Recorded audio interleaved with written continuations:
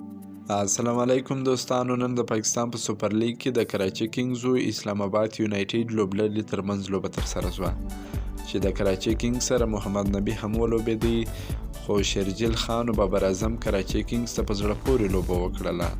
ویډیو تر اخره راسره وګورئ. که په دې چینل کې نوي یاست د چینل هم در سره سبسکرایب کړئ. د پاکستان سوپر لیګ شپږم پړاو سیالیو کې تېره شپه ملتان سلطان پېښور زلمي ته لوړ هدف وټاکئ 193 منډې چې پېښور زلمي یاد هدف پوره کړ، لوبه یې وګټل.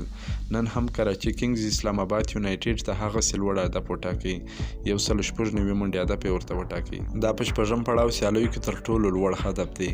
کراچي کینګز لوبډلې لومړی بیټینګ وکړ، په ټاکل شوو 60 اورونو کې د درو لوبغاړو په سوځېدو سره 196 منډې جوړې کړلې، 109 منډې هدف سو. شرجیل خان په 50 باله 115 منډې جوړې کړلې چې دا په شپږم پړاو سیالیو کې لومړی سلیزه شرجیل خان جوړه کړل.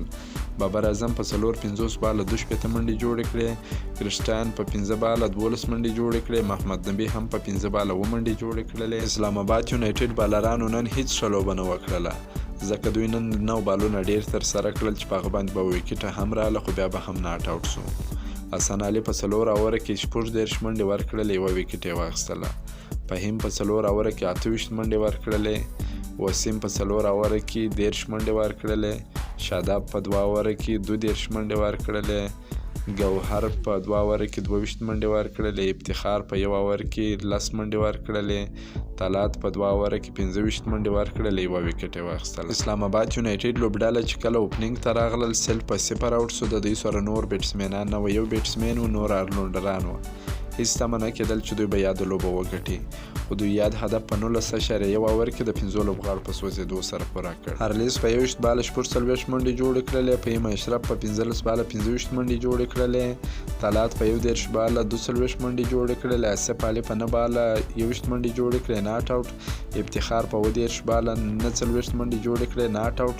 لوبه یې په 5 ویکټو وګټله. د کراچي کینګز لوبډلې بالرانو اماد وسیم په 4 اوره کې 12 منډې ورکړلې، 1 ویکټ یې واخیستل. محمد امیر په 4 اوره کې 44 منډې ورکړلې، 1 ویکټ یې واخیستل. محمد نبي په 4 اوره کې 14 منډې ورکړلې، 1 ویکټ یې واخیستل.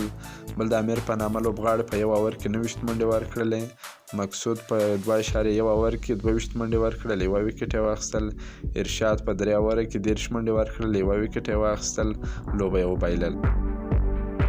دا و د پاکستان سوپر لیګ شپږم پړاو سیالیو کې د شپږمې لوبې معلومات. که مو دا معلومات خوښ شوي ویډیو در سره لایک کړئ، که په دې چینل کې نوي یاست د چینل هم در سره سبسکرایب کړئ. تر بلې ویډیو پورې د الله په امان.